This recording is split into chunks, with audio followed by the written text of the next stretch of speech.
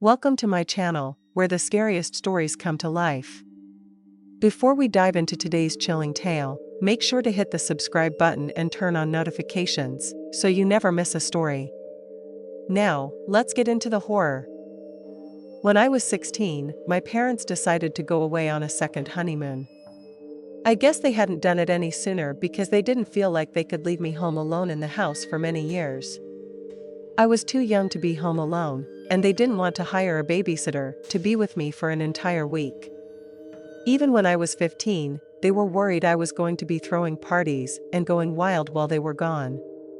I guess when they finally accepted the fact that I was a video game playing book reader and they didn't have to worry about that, they finally decided to go.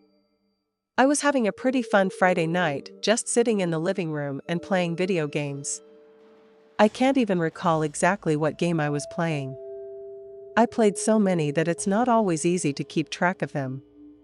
Suddenly, though, someone rang the doorbell.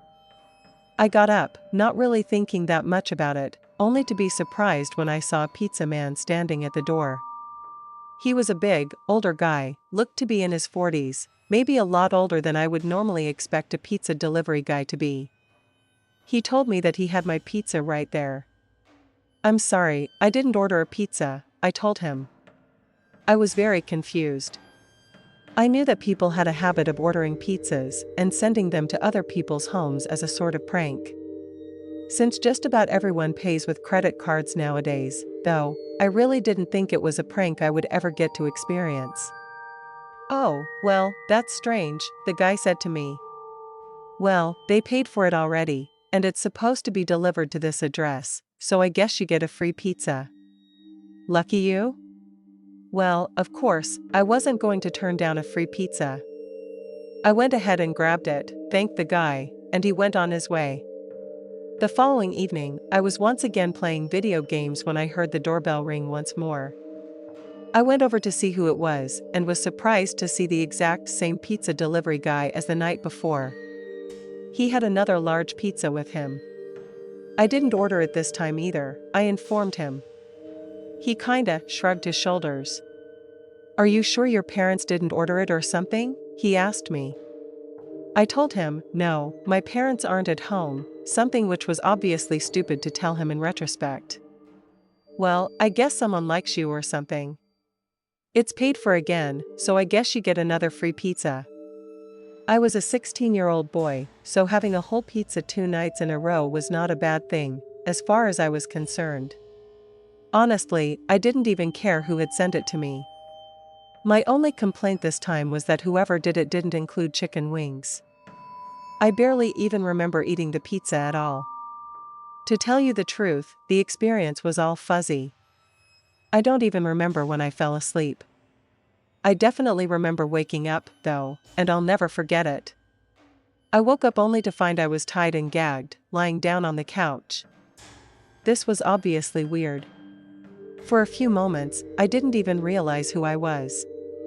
It seemed like I was in this dark non-existence.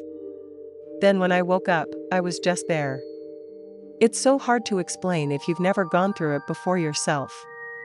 It took me a few moments to get my bearings and to figure out what was going on.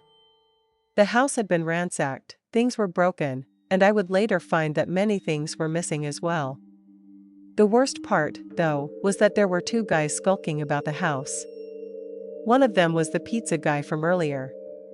It suddenly occurred to me that he must have drugged me and broken into the house while I was out.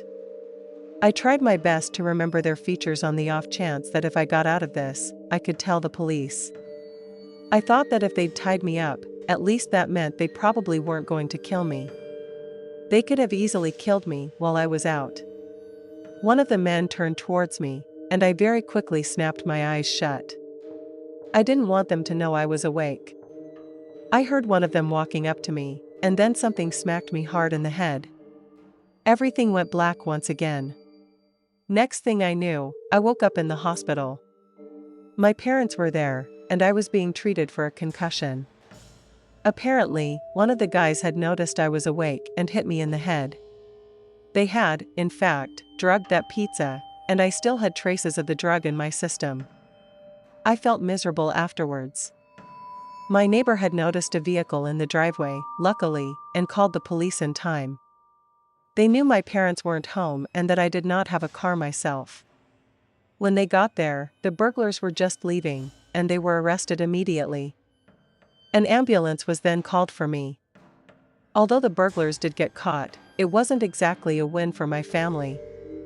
I mean, the concussion was dreadful, and many of our things had been broken by the burglars. I had a really hard time being alone in the house after as well for a very long time.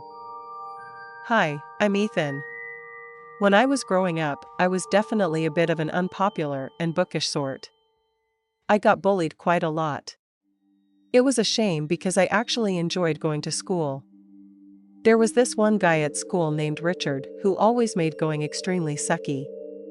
He was one really messed up kid, always trying to get into fights with everyone. Once, on the way home from school, I saw him hanging out in an empty lot with his buddies, torturing a bird. They had shot it with a BB gun and ripped its feathers out while it was still alive. The guy obviously had some severe mental issues. Fortunately for me, he and his friends did not catch me that time, and I ran off as quickly as I could.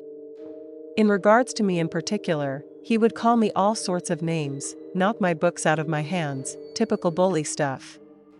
He would always try to get me to fight him, but of course, I never wanted to do that. When I was 13, my parents were going to be at a party very late one night. I was an only child, and they felt their teen was now old enough to stay home alone, so they left me. They gave me a number I could call for emergencies, but this was long before cell phones. They let me know they wouldn't be home until very late, like in the early morning. That was okay with me, though. I would get to stay home, read, and enjoy my alone time. About an hour after my parents left, the phone began to ring. I answered it and froze when I recognized the voice as being Richard, the bully. "Hey, Slur here, I know your parents aren't home tonight. No one is going to protect your ass this time." I didn't even respond. I just hung up the phone. I walked away, but immediately, as I did, it rang again. I picked it up, and there was Richard. "Don't you dare hang up on me, you loser. I'll rip your fingers off your body with a pair of pliers." I told him I would call the police if he tried to do anything to me, and hung up the phone again. It began to ring, but I didn't want to answer it. Richard was being more persistent than I ever imagined he would be. The phone continued to ring again and again and again. Not knowing what else to do, I picked up the phone and set the receiver down on the counter, then went on my way. If I couldn't keep him from calling me, at least I could keep from hearing the phone over and over. I went back to my reading and was surprised at how easily I was able to get Richard out of my mind. That was until less than an hour later, when I heard a knock on the door. I got up to answer it, but immediately I could see it was Richard through the window. He was standing on the porch, holding a pair of pliers. "I warned you not to hang up on me again. I'm gonna rip your fingers off, all 10 of them." I felt my heart freeze. There was no way I was gonna let him into the house, obviously, but there was a chance he'd be able to break in. I ran into the kitchen and grabbed the phone. I hung it up, but when I took it back off the cradle, there was no longer a dial tone. I tried to click it a few times before it occurred to me that Richard must not have ever hung up his phone. Back then, if the caller didn't hang up, the receiving phone couldn't make another phone call. It was then that it got much worse. I heard the glass door shatter, and Richard began to scream at me, "After I take your fingers off, I'll use these pliers to rip off your little balls too." I didn't know what to do next. I couldn't call my parents, and I couldn't call the police. I definitely couldn't get out of the house and run. My parents didn't have a gun, and I couldn't fight Richard off. In the time between him breaking the window and him trying to get his hand on the doorknob, a million thoughts flashed through my mind. Finally, I got a flash of inspiration. I ran into the living room to the fireplace, grabbed the poker, ran over to the door, and when he tried to put his hand through the window, I slashed his hand as hard as I could. He immediately recoiled backward. The stuff he began screaming at me then was much worse than anything I had heard before. For some reason, Richard decided it was a good idea to put his hand back through the window, so I slashed it again and again. He was screaming and swearing, telling me all the horrible things he was going to do to me, but I was sure I had broken his hand by that point. His screams attracted the attention of one of my neighbors, who rushed out of the house to see what was going on. I screamed for them to call the police. Richard finally realized he had lost, and he ran off. After he was arrested and sent to juvenile hall, having him gone was very peaceful, but I will never forget that night. Thanks for sticking around till the end.